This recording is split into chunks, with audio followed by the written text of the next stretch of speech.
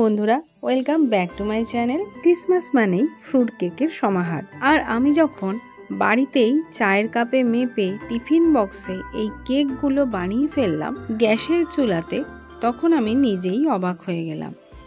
এতটা সফট ও এতটা টেস্টি হয়েছে কেকগুলো, যা খেলে আর দোকান থেকে কেক কিনে খেতে ইচ্ছা করবে না, এটা আমার গ্যারান্টি। এই রেসিপিটা একবার ফলো করলে আপনারা নিজেরাই খুব সহজেই বাড়িতে থাকা চা বা কফির কাপে মেপে টিফিন বক্সে এই এগলেস কেকটি বানিয়ে ফেলতে পারবেন। তাহলে আর কথা না বাড়িয়ে চলুন রেসিপিটি আমরা দেখে নিই। ঠিকমতো পরিমাণ নেওয়াটা কেক বানানোর ক্ষেত্রে খুবই জরুরি। চলুন আপনাদের কাপটি দেখিয়ে দিই, যেটা দিয়ে আমি সবকিছু মেজার করব। এখানে আমি একটি কফি কাপ নিয়ে নিয়েছি, যেটা আমার একটি আঙুলের সমান। আশা করি আমি আপনাদের বোঝাতে পেরেছি। আপনারা চাইলে মেজারিং কাপও ব্যবহার করতে পারেন, তার পরিমাপও আমি এখানে উল্লেখ করে দেব। এখানে আমি সমস্ত ড্রাই ফ্রুটসগুলো নিয়ে নিয়েছি। দুটো মাঝারি সাইজের কমলা লেবু নিয়েছি, এর রস বের করে নিয়েছি। আপনারা চাইলে প্যাকেটের অরেঞ্জ জুসও ইউজ করতে পারেন। এখন সমস্ত ড্রাই ফ্রুটসগুলো দিয়ে দেবো। এখানে আমি কাজু বাদাম অ্যাড করলাম, আলমন্ডস, চিনে বাদাম বা পিনাটস, ওয়ালনাট বা আখরোট, খেজুর, আমসত্ত্ব, কিশমিশ, ব্ল্যাক রেজিনস বা কালো আঙুর, মোরব্বা, টুটি ফ্রুটি, চেরি, মাস্কমেলন সিডস। এবার আমি এটাকে ভালো করে মিক্স করে নেব এবং 24 ঘন্টা এইভাবে ভিজিয়ে রাখতে পারলে ভালো, তবে সময় না থাকলে 1 থেকে 2 ঘন্টা রাখলেও চলবে। এখন আমি 2/3 কাপ চিনি নিয়ে নিয়েছি। কফি কাপে 2/3 কাপ কতটা পরিমাণ হচ্ছে এখানে দেখিয়ে দিয়েছি, আপনারা এই পরিমাণ অনুযায়ী চিনি নেবেন। সবার প্রথমে ক্যারামেল সিরাপ বানিয়ে নেব। কড়াই সামান্য গরম হলে তাতে 2/3 কাপ চিনি দিয়ে কিছুক্ষণ অপেক্ষা করলেই চিনিটা পুরোপুরি গলে যাবে এবং এই রকম রং চলে আসবে। গ্যাসের ফ্লেম লোতে রেখেই খুব সাবধানে আস্তে আস্তে জল দিয়ে সুগার সিরাপটা তৈরি করে নিতে হবে এবং একটু ডার্ক কালার আসা না পর্যন্ত এটা কুক করতে হবে এবং গ্যাসের ফ্লেম অফ করে ঠান্ডা করে নিতে হবে। এইখানে বলে রাখি, জল দেওয়ার সময় খুব সাবধানে দেবেন, নয়তো ছিটে আসতে পারে। এখন কেক প্যানটি গ্যাসের চুলায় 7 থেকে 8 মিনিট মতো প্রিহিট করে নেব। এটা যতক্ষণে প্রিহিট হচ্ছে ততক্ষণে আমরা কেক মোল্ড হিসাবে যে টিফিন বক্স ব্যবহার করব সেইগুলোকে রেডি করে নেব। প্রথমে এটাতে বাটার বা অয়েল দিয়ে ব্রাশ করে নিচ্ছি এবং সামান্য একটু ময়দা দিয়ে ভালোভাবে মাখিয়ে নেব। আমাদের কেক মোল্ড রেডি। এখন ঝটপট কেক ব্যাটারটা বানিয়ে নেব। এখানে আমি 1/4 কাপ বাটার গলিয়ে নিয়েছি। আপনারা চাইলে সাদা তেলও ব্যবহার করতে পারেন। আপনাদের সুবিধার জন্য আমি কফি কাপে মেপে দেখিয়ে দিচ্ছি কতটা হচ্ছে।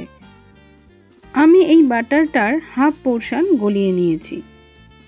এখন 1/4 কাপ দুধ এর মধ্যে দিয়ে দিলাম আর দিয়ে দিলাম 1 চা চামচ ভ্যানিলা এসেন্স। ভালো করে মিশিয়ে নেওয়ার পর কফি কাপের মাপ অনুযায়ী 1.5 কাপ ময়দা আমি এতে অ্যাড করব।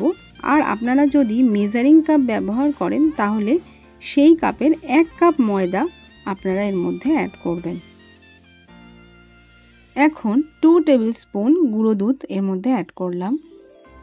এখানে আমি দারচিনি, লবঙ্গ, এলাচের গুঁড়ো অ্যাড করলাম। স্পেশালি ক্রিসমাস কেকগুলোতে এই মশলাটা দেওয়া হয়ে থাকে, তাতে স্বাদ ও গন্ধ দুটোই দ্বিগুণ হয়ে যায়। সব কিছু ভালোভাবে মিক্স করে নিয়ে আস্তে আস্তে এবার ক্যারামেল সিরাপটা দিয়ে দেব এবং মিশিয়ে নেব। বন্ধুরা, একবারে কিন্তু দেবেন না, আমি যেইভাবে আস্তে আস্তে অল্প অল্প পরিমাণে দিচ্ছি সেইভাবে দিয়ে ভালোভাবে ব্যাটারটা তৈরি করে নিতে হবে। সব কিছু মিশিয়ে নেওয়ার পর যখন মিশ্রণটিতে একটি ক্রিমি টেক্সচার চলে আসবে, তখন সমস্ত ড্রাই ফ্রুটসগুলো যেগুলো অরেঞ্জ জুসের মধ্যে ভিজিয়ে রেখেছিলাম সেইগুলো দিয়ে দেবো। দিয়ে আবার সব কিছু ভালোভাবে মিক্স করে নেব। সব শেষে দিয়ে দিচ্ছি 1 চা চামচ বেকিং পাউডার, হাফ চা চামচ বেকিং সোডা এবং 1 চিমটে লবণ। এখন সামান্য জল দিয়ে সমস্ত কিছু অ্যাক্টিভেট করব। দেখুন কেমন ফেনা ফেনা উঠে গেছে, তার মানে এগুলো সব কিছু অ্যাক্টিভেট হয়ে গেছে। এখন সব কিছু ভালোভাবে মিশিয়ে নিতে হবে যাতে কোনো লাম্পস না থাকে। আগে থেকে গ্রিস করে রাখা টিফিন বক্সের মধ্যে ব্যাটারটি ঢেলে নিয়েছি এবং একটু ট্যাপ করে নিলাম যাতে মিশ্রণটি সব দিকে সমানভাবে ছড়িয়ে যায়। ওপরে কিছু ড্রাই ফ্রুট ছড়িয়ে দিয়ে এবার কেকটি আমি কেক প্যানে বসিয়ে দিচ্ছি, যেটা আমি আগে থেকেই প্রিহিট করে রেখেছিলাম। এখন ভালোভাবে ঢেকে দিয়ে গ্যাসের ফ্লেম মিডিয়াম টু লোতে করে কেকটি 50 মিনিট মতো বেক করে নিতে হবে। আর ওভেনে করলে 180 ডিগ্রি প্রিহিটেড ওভেনে 35 থেকে 40 মিনিট বেক করতে হবে। 30 মিনিট পর আমি কেকটা চেক করে নেব। দেখুন কেকটা খুব সুন্দরভাবে ফুলে উঠেছে এবং এই সময় আমি ওপর দিয়ে আবার ড্রাই ফ্রুটস ডেকোরেট করে দিলাম। আরও 10 থেকে 15 মিনিট এটাকে লো ফ্লেমে রেখে দেব। প্রায় 15 মিনিট পর কেকটি সম্পূর্ণ রেডি হয়েছে কিনা আমি একটি টুথপিকের সাহায্যে চেক করে নিলাম। টুথপিক সম্পূর্ণ পরিষ্কার বেরিয়েছে, সুতরাং কেকটি সম্পূর্ণ রেডি। এখন কেকটি সম্পূর্ণ ঠান্ডা হতে সময় দিতে হবে, তারপরে এটাকে আমরা ডিমোল্ড করে নিতে পারবো।